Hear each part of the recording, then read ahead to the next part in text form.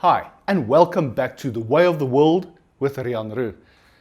Now, I see one of the big mistakes a lot of new photographers make is getting into studio photography when they do not fully understand how it works and what equipment is required. It is a serious gadget trap where you can end up spending money on equipment which does not really work. And one of these, as an example, is studio lighting, advertised as studio lighting, which is not really studio lighting. When you want to get into photography, and a lot of young photographers and new photographers think, oh, I must get a studio. Honestly, I have not run a studio in over 5 years. Studio does not make a photographer. Yes, if you specifically want a studio and you specifically want to do studio photography, by all means, go for it. In my opinion, it's not one of those things that I specialize in. And I've moved away from studio photography because personally, I find it boring. But that's just me. That's an opinion, which is not a right or wrong. It's just how you feel.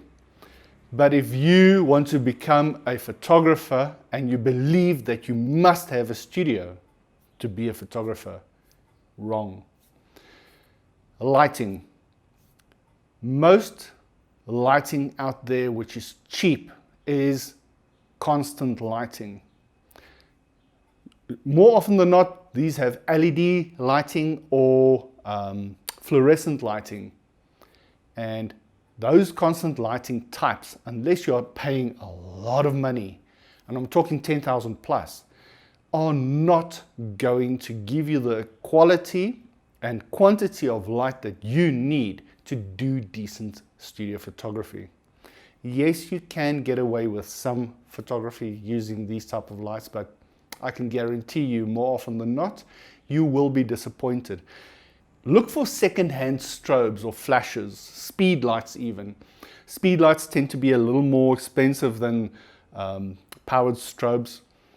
If you are on a tight budget and you cannot afford more than 10,000 Rand, look for a second-hand studio strobe set, 160 watt second minimum or higher, and you will be very happy with those.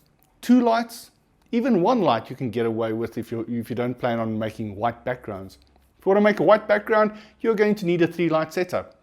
And if you cannot understand why, research it. But if you see something advertised as a studio lighting kit, and it is constant lighting without triggers, and it's fluorescent or LED, as a new photographer, I advise stay away from systems like that unless you specifically know what you're buying and why you are buying it. If you don't know how to use these things, you can waste a lot of money very quickly. Go to photography forums on Facebook.